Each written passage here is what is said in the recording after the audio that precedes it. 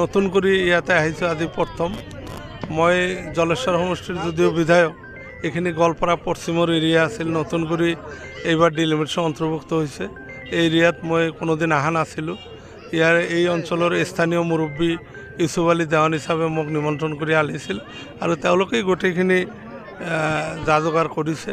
মই কেৱল আহি ইয়াত যোগদান কাৰ্যসূচীত যোগ দিছোঁ। ইতিমধ্যে দেখিছোঁ ৰাইজৰ দলৰ অখিল গগৈ যিহেতু অকলে, তেওঁতো নিজৰ দলটো তেওঁ চেষ্টা কৰিব, চেষ্টা কৰাততো কোনো বাধা নাই। মোৰ তাতে কোনো প্ৰতিক্ৰিয়া নাই, কোনে কি কৰে কৰক। মই মোৰ দল কংগ্ৰেছ দল, মই মোৰ দলক লৈ আগুৱাই যাম। মোৰ এইটোৱে কথা। ডিলিমিটেশ্যনৰ পিছত হয়, গোৱালপাৰা যিখন জলেশ্বৰ সমষ্টিত আপোনাৰ এৰিয়াত বহুত নতুন ভোটাৰৰ হয়, নতুন ভোটাৰ হৈছে। এইখিনি ভোটাৰক লৈ আপুনি কেনেকৈ চেলেঞ্জটো ল'ব? নাই, চেলেঞ্জৰ কথা নাই। মই নতুন ভোটাৰখিনিৰ ওচৰত আহি আছোঁ।